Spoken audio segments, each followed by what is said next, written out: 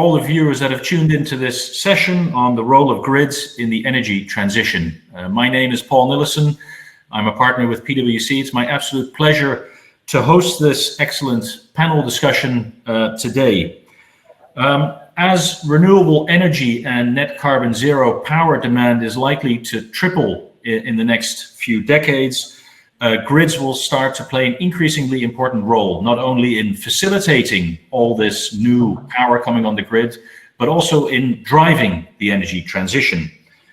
Our joint study that we wrote with the World Energy Council, where we looked at some of the challenges that grid companies face around the world, we found that they all face similar challenges. One, increased pressure on the social license to operate, as increased build out of infrastructure could also lead to increased tariffs over time. The need to attract and retain the best and brightest, and to find new skill sets from a perspective of data, digital analytics. And thirdly, the need and challenge to increasingly cooperate across the value chain with different players, but also to cooperate and collaborate across borders as power will increasingly flow across regions and larger areas. So I think enough to discuss with an excellent panel this morning, and I'm going to briefly introduce three of the four members that are already present, and hopefully number four will be joining in due course. We have some slight technical issues there, but I'd like to welcome Suzanne Falvey from Australia. Suzanne is the Executive General Manager for Strategy and Economic Analysis at the Australian Energy Market Commission. Good afternoon, Suzanne, from Australia. We have Roberto Sangrandi with us, who's the Secretary General of ETSO, which is the European Distribution System Operator Association. So good morning to you, Roberto, and nice to see you. Gianluca Corbellini is with us. He's the CEO and co-founder of Hive Power, focused and specialized in applying data and analytics in grids. So I think a great member to also have here with us this morning. And hopefully Andrei Logatkin will be joining us. He's the Director for International Cooperation at Rossetti, which is the main holding company of the majority of transmission and distribution assets in Russia. So panelists, hello and welcome, Andrei. I just introduced you. I'm really glad to see you. So good morning to you. So what we will be doing this morning is I'll be asking each of the panelists to provide some brief 2 to 3 minute opening statements and an introduction. And then we will move on to some Q&A with the panel. And of course, for all of those that have joined, please feel free to pose any questions that you may have, and we will pick those up and put them to the panelists that we have with us here today. So if I may start then with you for a brief introduction and some remarks on the energy transition and the role of grids. Sure, thank you, Paul, and thank you for having me on the panel. So I'm from, as Paul mentioned, the Australian Energy Market Commission. In Australia, we're referred to as the rule maker. So we are responsible for making all the rules that govern the electricity, gas and retail markets in Australia. We also advise governments on market design. Focus of everything we do is about delivering efficient markets that benefit consumers. As part of that, we do a lot of thinking about what is efficient investment in, as well as the operation and use of electricity and gas services. It's important to understand, especially when we're talking about sort of transmission in Australia, that there are two other what are referred to market bodies, our system operator and the energy regulator, both of whom have roles in the governance framework that impact on transmission. Our system operator is also the National Transmission Planner, and they have recently come out with what's called an integrated system plan. So an actionable strategic plan that outlines the kind of development pathways that we're going to need for the transmission network in Australia. And it's a very long and interconnected transmission network through Australia. So it is a 20-year plan that's updated every 2 years. It is recently being finalised and has identified $11 billion worth of network investment that we're going to have to make to facilitate the renewable transition. And of course, the energy regulator is responsible for economically regulating the transmission network service providers, who are monopoly providers, and they have to have their revenues approved. So it's a very interesting, very challenging time in Australia. We've got a lot of thinking about what needs to happen in order to accommodate the energy transmission, the energy transition, and transmission is firmly high on the agenda. We're thinking through how grids can sort of facilitate things like renewable energy zones as well, which I'll speak to later in the session. Great, thank you, Suzanne. That's wonderful. Roberto, may I then ask you for your opening statement and introductory remarks? So, opening statement is very easy. EDSO for Smart Grids is a 10-year-old association gathering the leading DSO in Europe. So the unbundled and those that have got a dimension that is remarkable for the market. As you know, Europe is characterized by the presence of 2,400 plus DSOs, where barely 200 are above 100,000 customers. So this is the scenario, and while having a magnificent grid in Europe in terms of let's say thickness and connection, we face as a big DSOs the big burden to guarantee the energy transition, which means set the course for the technology and the related investments to develop the grid at a point where the energy transition can be effectively delivered. So this is the mission of EDSO for the next decade. And this is the mission of EDSO in representing the largest and more willing to invest in the grid DSOs in the continent. Great, thank you, Roberto. That's excellent. Gianluca, then maybe moving to you for your introductory remarks, please. Yeah, so first of all, thank you for inviting me here. I'm really glad to participate in this panel. And my name is Gianluca Corbellini. I'm CEO and co-founder of Hive Power. In Hive Power, we are building a smart grid analytics platform that is served as a software as a service for grid operators, so including both DSOs and TSOs, and also to energy suppliers. So we cover both the aspects of the, let's say, commodity market, but also the infrastructure problems.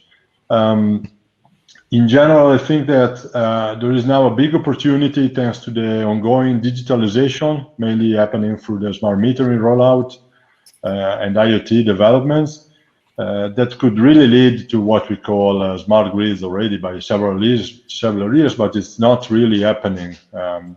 It's really a long-term process, but is of course really necessary to really allow higher penetration of renewables in our grids and in our energy markets, and also to better manage, to give more, let's say, benefits to the electric vehicles, all the flexible devices that are now entering the energy paradigm shift. So I think the digitalization and smart mobility will be the main trends in the coming years. Okay, thank you, Gianluca. Andre, a special welcome to you, and perfect timing. So great that you're in, technologically wise, and good to see you. May I ask you for your opening and introductory remarks, please? Thank you, Paul. Do you hear me? Yes, we can hear you. Perfect, and finally. As we have told, my name is Andrei Legavkin. I'm Director for International Cooperation of Rosseti. That is actually one of the biggest companies in Russia, but not so worldwide known. So, but it is one of the largest power grids in the world. So we have more than 2.3 million kilometers of overhead line, because we are managing not only Russian unified energy transmission system, but also more than 75% of distribution grid in Russia also. And of course, this means that to provide quality service in our group, we have all kind of companies. I mean, service, maintenance, construction, procurement, research and development, of course. So with an overall number of workers around 220,000 people. We have even some retail companies in some regions in Russia, and even some small but few megawatts of our own renewable generation in Kaliningrad. So we can say that we are part of energy transition. And what can I say about transition?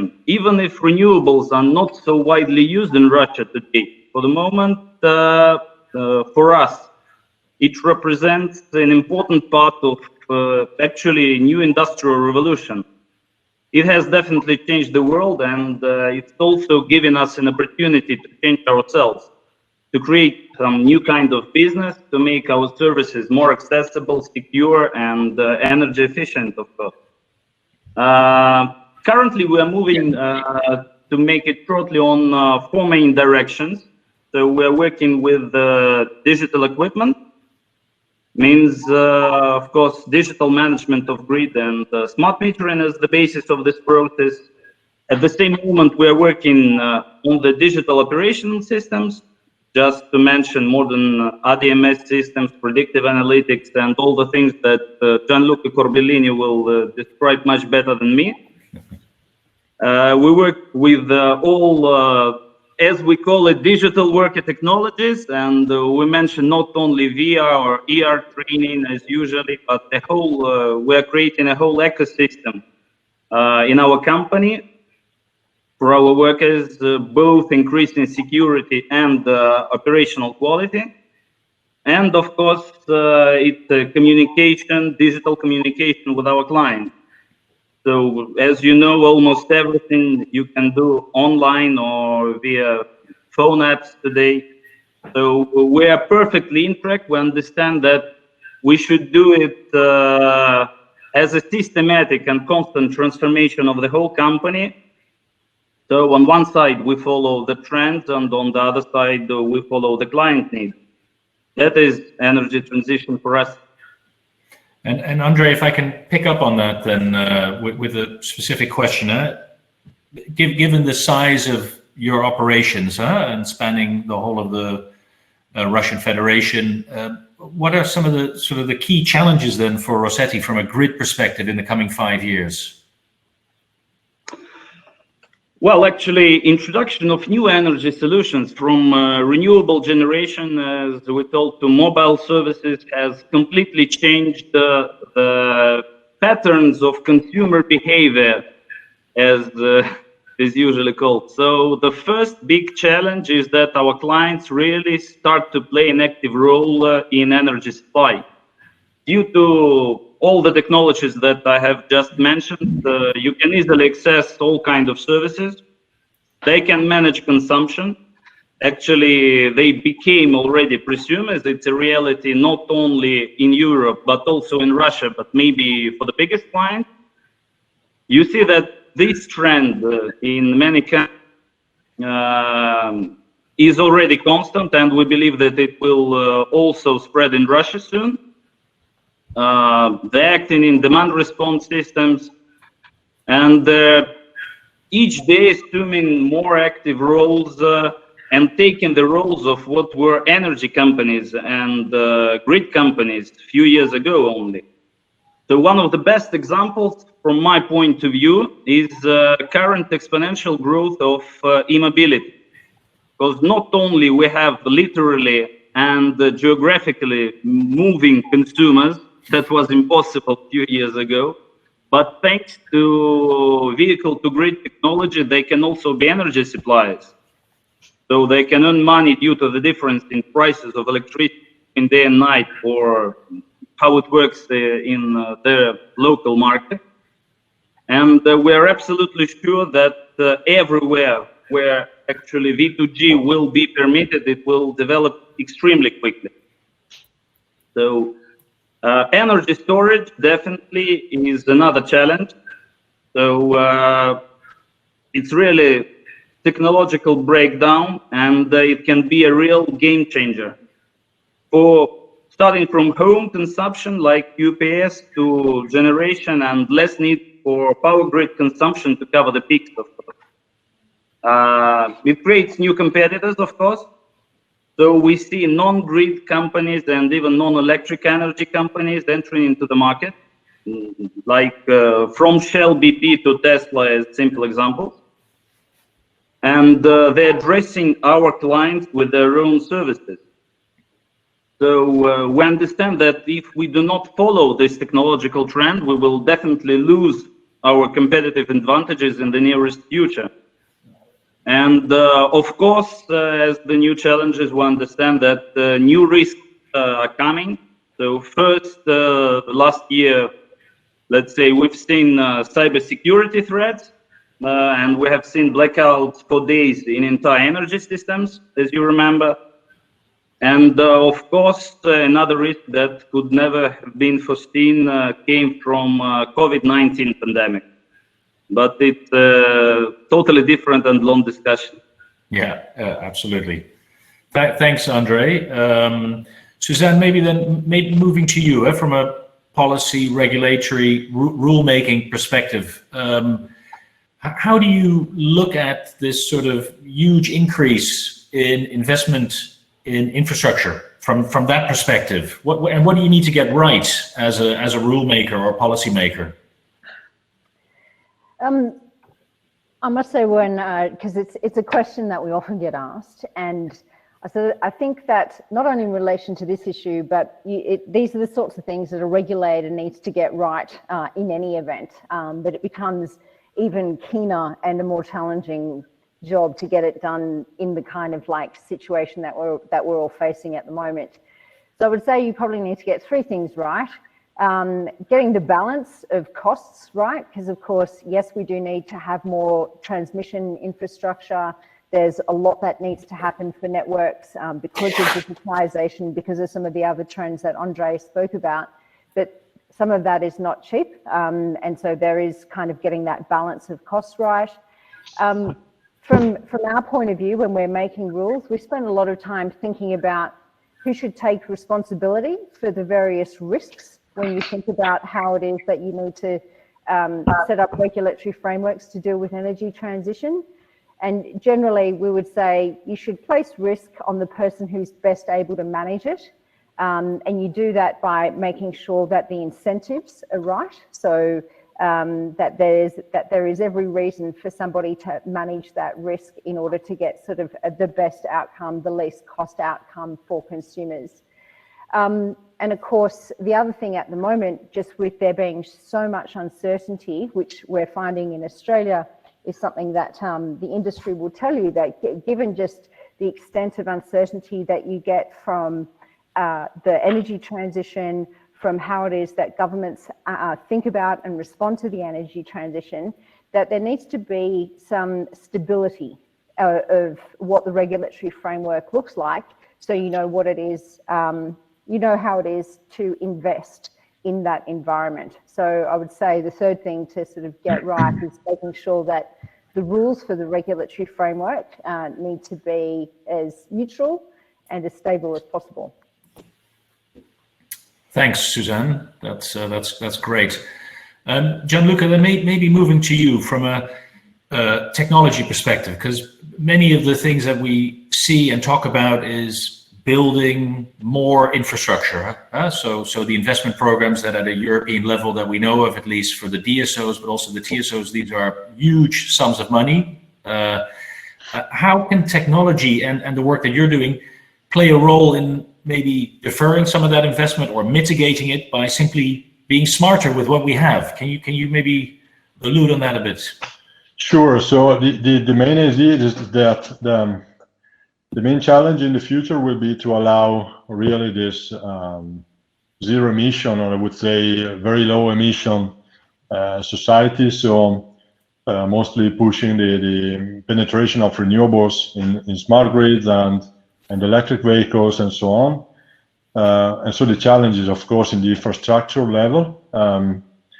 And thanks to the technologies, we can really reduce the amount of investments in this renovation, or let's say bigger infrastructure that we need to couple with this bigger demand of energy and local production. But still, I think that there is in parallel another topic that should be together with technology is business models. So we really need to implement new business models that will enable this technology to be effective, efficient, and reliable as well. So in particular, there are new frameworks happening now in Europe, especially thanks to the RED II directive from the European Commission, like the energy communities already taking place across Europe, that they will basically empower the community of self-consumption. So automatically try to balance the energy supply and demand locally. Then I think the second very important is the vehicle to grid, as Andre mentioned before. It is really promising, I think, for the future to manage the majority of the flexibility that we will have to manage locally, but also globally. And I think when we talk about smart grid, flexibility is king. So it's really the key asset that we have to give value in the near future. So all the technologies related to flexible devices, including heat pumps, water heating boilers, storage batteries, they are really crucial. I think we're still missing a sort of standardization of processes, communication protocols, controlling, and so on to really enable it. So it's not really, it's still a technological regulation standardization process that has really to start and be implemented in the near future. From our perspective, we do, as I mentioned before, smart grid analytics. So what we're doing, but also what many other companies are doing in this field, is basically do the modeling of energy system, and then on top of this modeling, we apply short-term forecasting from hours to days, weeks. And then on top of this forecasting, we do optimization. So it's basically a kind of classic problem of model predictive control, if you want to really simplify it. So the idea is, before you have to enable new business model on the back of this distribution grids or even transportation grids, and then you can enable this optimization at local and global level. So this is what we really expect to happen in the near future.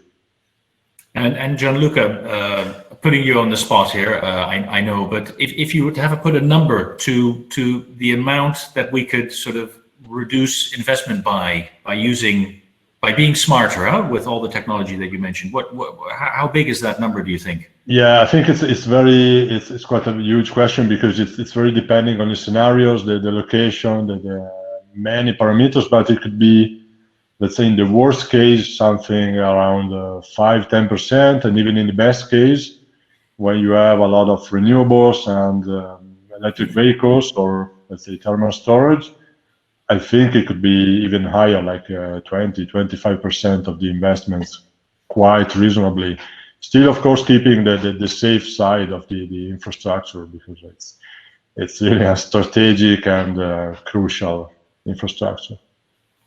Great. Thanks, Gianluca. Well, I'm sure we'll pick up on some of these points during our conversation. Roberto, then maybe moving to you, if I may.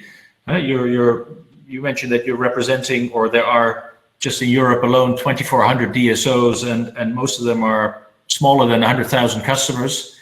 One of the things that people are talking about is that this distinction between transmission and distribution, which we in the classic world had, is also disappearing, with some transmission system operators trying to directly engage with customers, what Andre mentioned with vehicle to grid, for example, and to find out what's happening behind the meter. What's your view on this, and do you see this boundary disappearing, and how do you then cooperate in this new world?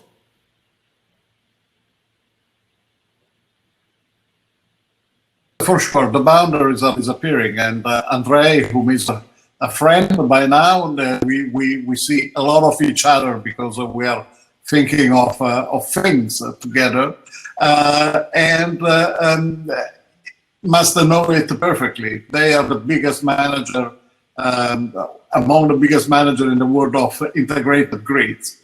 On our side, EDSO has got over 7 million kilometers of distribution lines alone in Europe, and those grids do belong to our members, of course, but we do represent this, and we have got somewhere around 220 million metering points in the continent. This has induced the DSOs and us as an association to develop, along with another couple of associations in Europe, a strong relation with ENTSO-E. ENTSO-E is the European network of transmission system operators for electricity. And it is something that has been set up by a piece of legislation in the European Union. We have got a platform that is composed by the European associations representing the DSOs and ENTSO-E itself. And we are working since 2014, 15, probably early 15, in the pursuit of developing agreements on the current and future issues. We are working on platforms, we are working on widespread digitalization, we have been working on data management jointly, and we shall work on the flexibility platforms that will allow the integration of distributed renewable sources.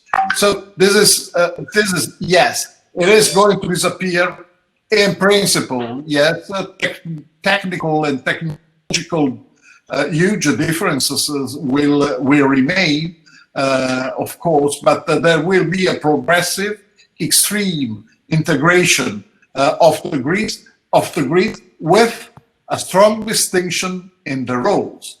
Because do not forget that the distribution line in Europe do integrate somewhere around 90% of the production of distributed energy resources, and that the distribution lines are functional to the development of the localized markets and those local energy communities that have been quoted before.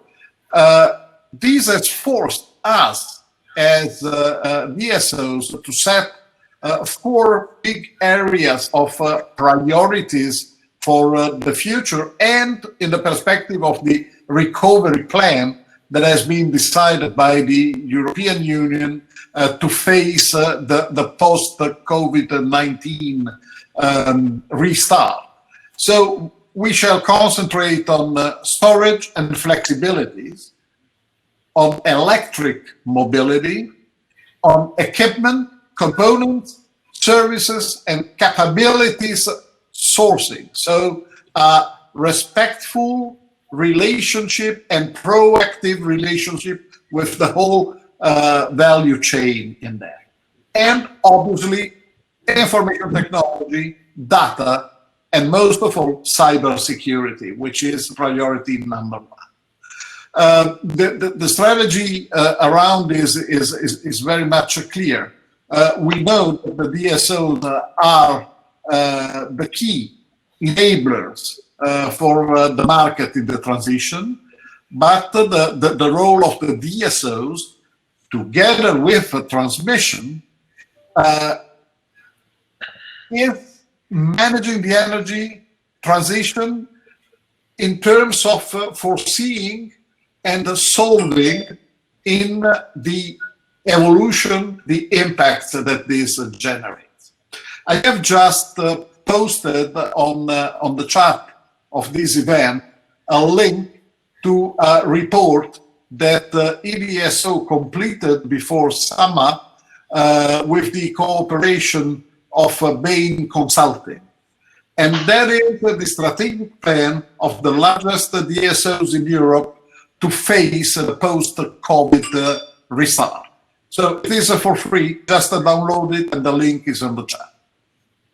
Great, thanks, Roberto. That's I think a good publication for people to look at, because this is also addresses the question that Omar Al-Kaki raised. So what do grid companies need to do to accelerate the energy transition? So this is a good publication to look at. Sorry, do we have another round after this? Yes, if you, of course. Okay, good. Just no. No, I'll be coming back to you, Roberto. Yeah, okay, good. I just wanted to first, maybe before I enter the second round of questions, encourage everybody that's watching across the globe to pose questions so that we can raise them to our panelists that are sitting here with us today. So please do so. That can be done on the right through the chat. I just want to open the floor to my panelists if they want to react to what the others have said in their opening remarks or questions. So just to see if anybody would like to react before we proceed. I'm happy to ask a question, Paul. It's probably to Gianluca, because you were talking about needing to make sure that some of the technology, particularly on distribution networks, all needs to, if I understood you right, operate the same. And I must say that at the moment in Australia, one of the biggest issues that we're sort of having to look at that distribution level is what kind of technical standards do you need to have in place for distributed energy resources? How is that dealt with? Do you have technical standards that you need to be complying with? Are they keeping up with technology? Yeah, in general, I think it's not really a matter of standards for let's say data communication. Is the idea is to, what we're really missing now is to allow really new business model to enable new technologies, and then I would say there are two very different topics, like the distribution and infrastructure.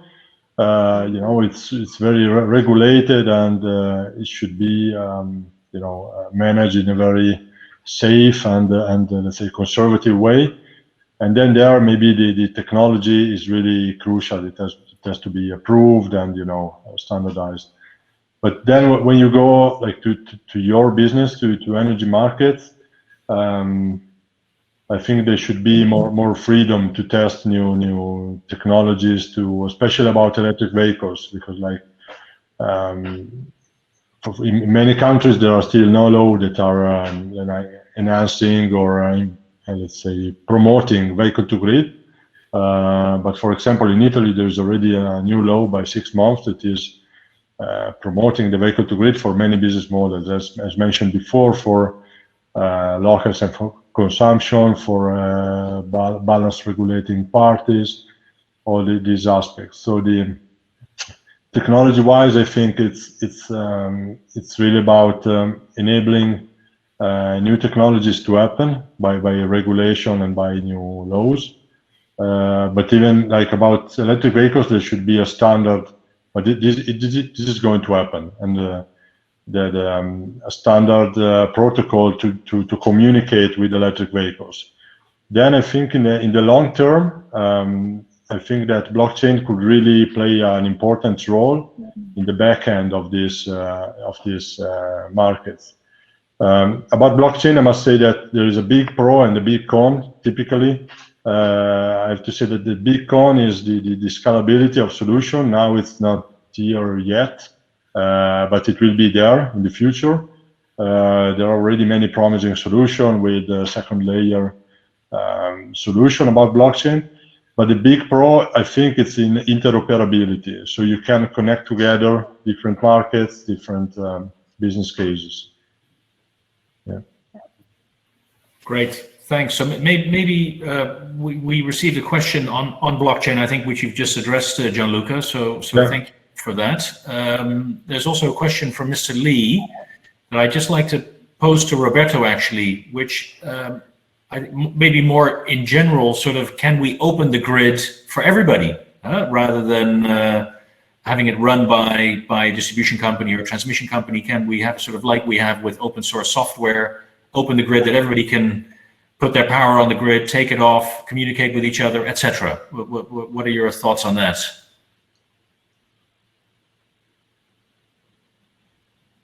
Yeah. So Roberto, can you maybe for me or for Gianluca? I didn't understand it. Roberto first, please. Okay, sorry, Gianluca. It is a fascinating perspective. It is a fascinating perspective, but it requires a development of a widespread use of technologies that can be solved, absolutely. But do not forget one of the elements that come along such a visionary approach. And the most consistent of it is that there are a few figures that must be kept in mind. There are somewhere around 500 gigawatt of new renewable capacity that probably will be installed in EU 27, and 70% of this will be for sure connected to the distribution grid. This implies a cumulative capacity in the next 10 years in the region of 900 gigawatt of cumulated capacity. This is a massive increase, and this massive increase must be, of course, handled by DSOs, 70%, and by TSOs in strict and coordinated cooperation. Well, it is in principle possible, but a backbone and a series of reliable and continuing infrastructure must be there. And this requires a gigantic amount of investments. And we are talking about somewhere around 30 billion investments in the improvement of the distribution grid every year for the next 10 years. It is a reality. And this reality cannot be done in a parcelized way. Of course, the access to the grid, the exchange on the grids, the role of the aggregators, the extraordinary development and role of the local energy communities or citizen energy community will be fundamental. But the cooperation, let's say, with the old and the new actors on the energy market must be put in an organic framework that ensures, first of all, security and quality of a supply. We should not forget that, like in agriculture, there is a raw production of energy from distributed renewables, and they are the potatoes. But the energy that you use out of your socket are the chips ready to fry. And the industrial process in between is these days accomplished by the distribution system operators. Great, thanks, Roberto. Andre, maybe shifting gears a little bit, in the Russian Federation, just the fact that you have these huge distances to cover. I'd just be interested to know how you look at this from a technology perspective, from bringing power from relatively far away places into the load pockets around Moscow, St. Petersburg, etc. How are you dealing with this? Well, actually, we're dealing with it perfectly. As you know, our system was built during the last 100 years, and this year it is exactly a century from the start of the Russian power grid work. So we can say that it developed really gradually. So of course it followed all the physics laws and let's say the economic situation. Also it followed the energy sources development that was available at the time. But we have really built a unique power transmission system, and here I'm speaking only about power transmission. We cover more than exactly 80 regions in Russia, so almost from Kaliningrad to Vladivostok. And what can I say? We have never had problems really on the transmission side. It has always been ahead in technology. It has always had all necessary kind of reserves. I mean, as energy storages, because as Gianluca said, the infrastructure must be extremely safe and very conservative. And let's say it became really a backbone. So we work synchronously with 11 foreign states, as you probably know, and even part of Europe. I mean, speaking about Baltic states, till 2025 will be working with us as the one unified transmission grid. And of course, we learned from all our friends and our partners and our clients also. And the distribution side is actually one of the important part, of course, of our company. Because, I mean, coming back, for example, for the previous discussion, when we are selling, if it is possible for a client to manage the distribution system, what can I say? We have spent more than 75 years to build a unified grid in order to secure energy supply to everybody. And coming back to microgrids, you need to understand that you will need completely different kind of infrastructure. And I mean, especially as the service and maintenance. And what is seeming quite simple today, because we have very few microgrids. It will become extremely difficult when your system will be combined only from microgrids. So maybe it will be in the future, but you really need to make the revolution here. And in order to make the revolution, you understand that you need completely different logics, and especially from the regulators and the ministries, because as we have seen in renewables, in order to make this really revolution, to create a completely new production sector, you need huge investment. And this could be only one-time, let's say, a long-time government investment, because, I mean, we invest a lot as Rosseti, for example, and in digital transformation till 2030, we will invest something like 45 billion euro.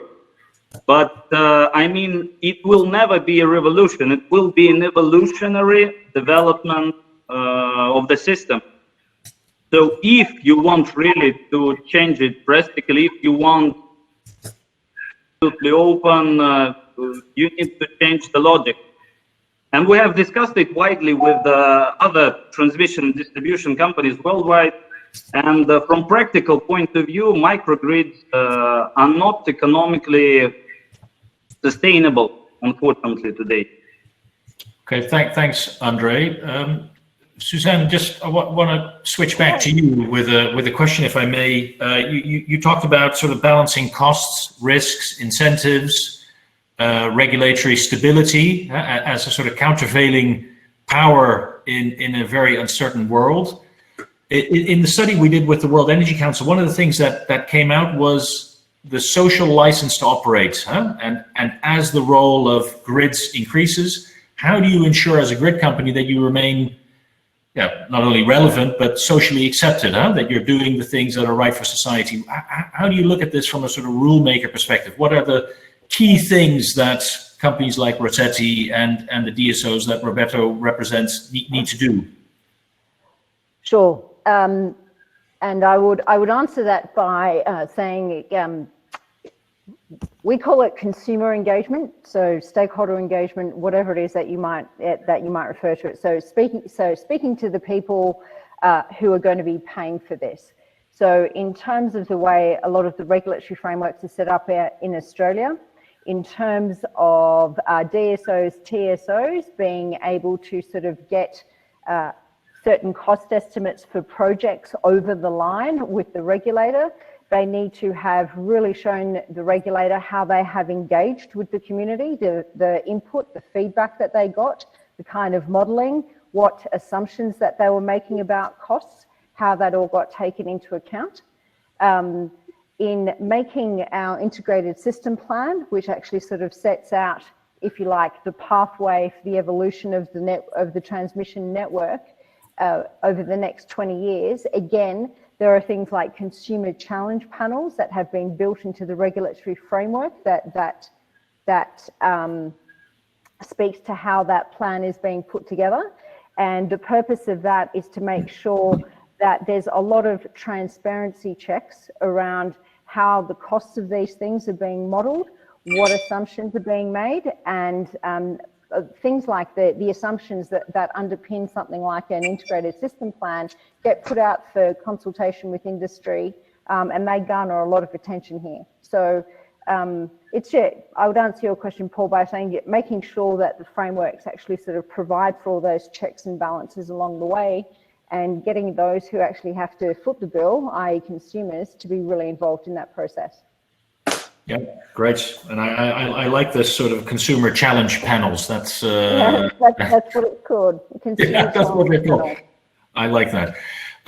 So we have 10 minutes left before we need to wrap up. And what I would like to do is maybe to ask all of you for sort of a closing remark or statement, something that you picked up during this conversation, or you would like to leave with all the viewers that we have around the world that are watching us right now. And Gianluca, may I start with you? Because I think also some of the questions were very much technology driven. So we've seen questions around open source software, blockchain, flexibility. So keen to hear your sort of final remarks and view on the role of grids and how technology can play a role.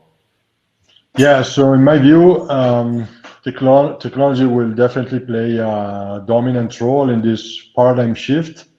And it will be mostly about the smart management of flexibilities.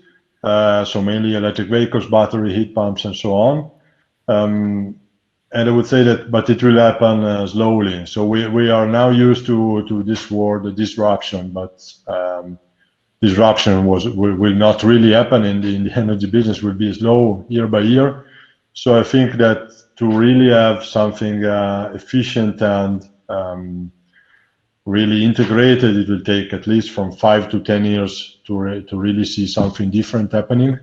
I'm working in this business by 15 years, and I see that the changes are really slow. What could really increase is the penetration of solar and electric vehicles in the future. This could be maybe the real main driver that will push the innovation from the regulatory and markets levels. So what we really have to focus on, so keep your eye on electric vehicles, because I think in a few years they will really be the main driver. We see already that Tesla and Volkswagen are entering the market. So I think that this guy will really play an important role in a few years. Yeah. Thanks, Gianluca. So Roberto, your closing views or remarks.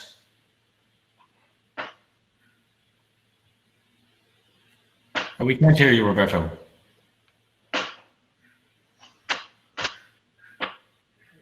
I've got an automated muting on my microphone when I do not speak. First of all, I'm fascinated by the stimuli that come out of this discussion. And for sure, I want to pick up on Susanna's remark on the consumers. We have got one only risk, is that while we are concentrating on the whole technological evolution package, we may or we might neglect the needs of the ordinary customer that will soon become a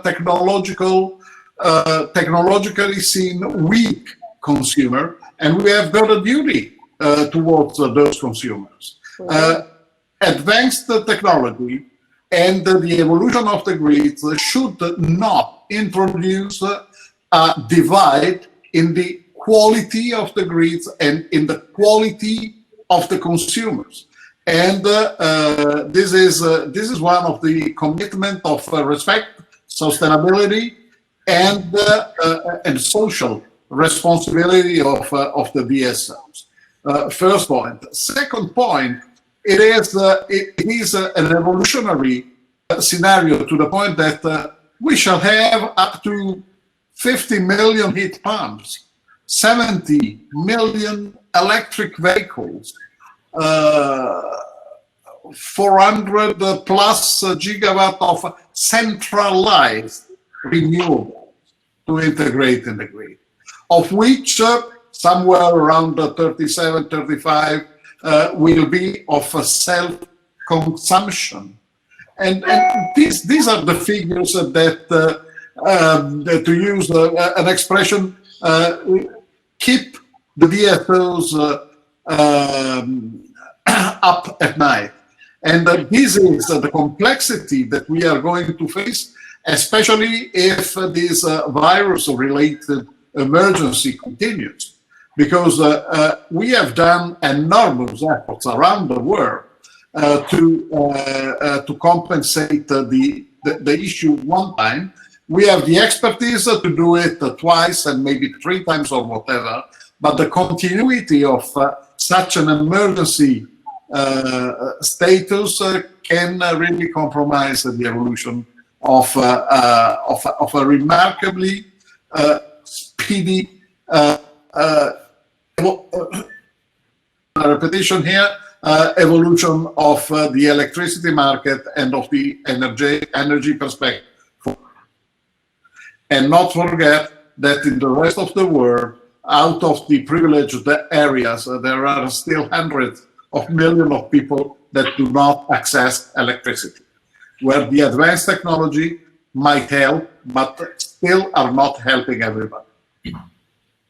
Thanks, Roberto. Then Andre, maybe a sort of brief reflection from you before I move to Suzanne.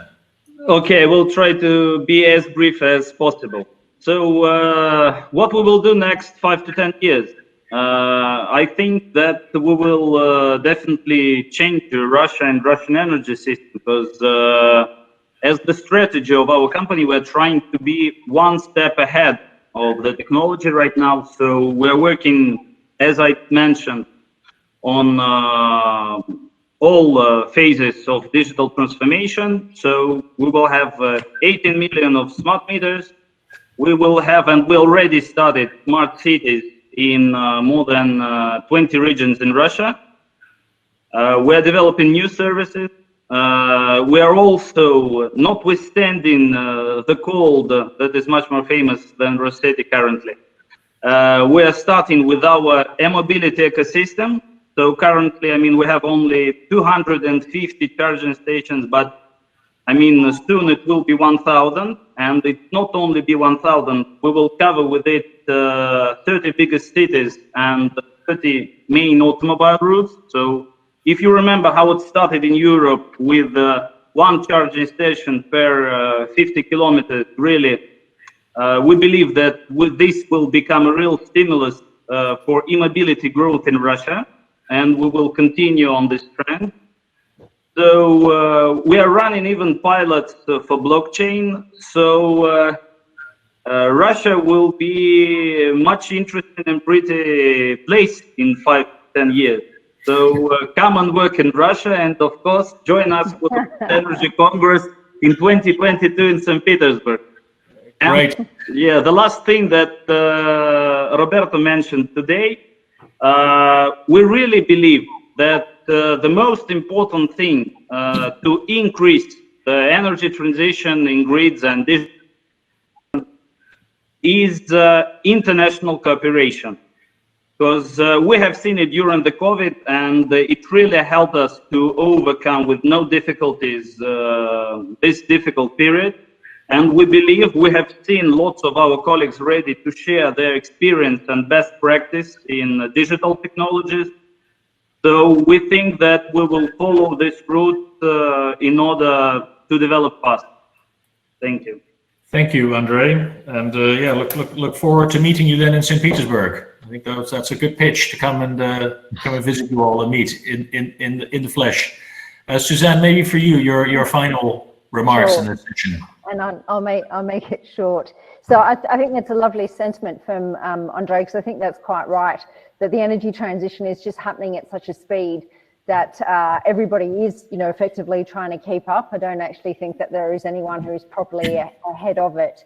The thing I always take away from sessions like this is hearing that no matter where you are in the world, everybody's thinking through the same issues. So it was really interesting to actually hear about sort of how we're thinking about two-way platforms happening at the distribution level, what can technology unlock for us, community batteries, microgrids, and I guess I always take away from these sessions as well that sort of, necessity is the mother of all invention. And I guess in Australia, we have a lot of unique circumstances and unique bits of network that mean that we often have to think about these things ahead of everyone else. So things like microgrids and what we call standalone power systems are getting a lot of traction, because when you're in a country that has kind of bushfire season as we do, and you lose a lot of networks, sometimes when thinking about rebuilding them, it doesn't necessarily make sense to actually rebuild the whole network as it is. So thinking through something like how would a microgrid work means you have to do that earlier. And distribution networks, very front of mind for everyone, because Australia kind of leads the way in terms of rooftop PV. Got about 2.5 million systems at the moment. I think our system operator has forecast in about 10 years' time, the amount of rooftop PV installed will be about 25 times the size of our largest coal generator. And that's quite a challenge for what that means for a distribution network and transmission network. But these are all issues everyone's dealing with. So it's always interesting to hear that. Thank you, Suzanne. Well, the organizers asked me to try to summarize this session, but as I was listening to everybody, I think this is extremely difficult. But there's a couple of things that I wrote down. One was that we're dealing with an evolution and not a revolution, or maybe it's a revolution in slow motion that we're dealing with as these grids develop. The other one was the sort of activeness of our customers, people that sit behind the meter, where we traditionally maybe just saw this as a connection.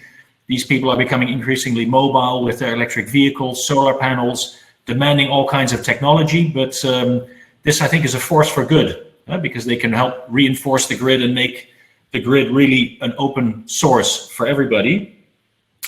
We talked about technology. Gianluca highlighted this and the role it can play in reducing some of the investments that are required. I think so. The business case for technology is you don't even have to calculate this. It's just there if these numbers are correct. We also talked about cooperation, and Andrei picked this up, and I think Roberta, you used the term in our prior conversations, the year of the crown, Corona, which I think is a really positive spin on this in terms of what we've achieved as a sector in keeping the lights on, literally, in very difficult times, which I think really underlines the sort of desire of everybody to work across all these borders. And then finally, we spoke about quality and security, cyber, that in the end, when we go from potatoes to potato chips, these steps in between are important to make sure that it's safe and reliable. So with that, I'd like to Thank you, Suzanne. End of your day already there in Sydney, but great to have you and to listen to you. Andre, also, thank you for making it and getting the technology to work, and look forward to seeing you in St. Petersburg. Roberto, nice to meet you. I'm going to go and download this study by our competitor and look forward to reading about that. And Gianluca, thank you also for the technology perspective. I think it was very interesting. And to all the viewers around the world, thank you for participating and posing your questions. And then I'd like to close this session. So thank you, everybody. Thank you. Thank you, guys. Bye-bye, everybody. Bye.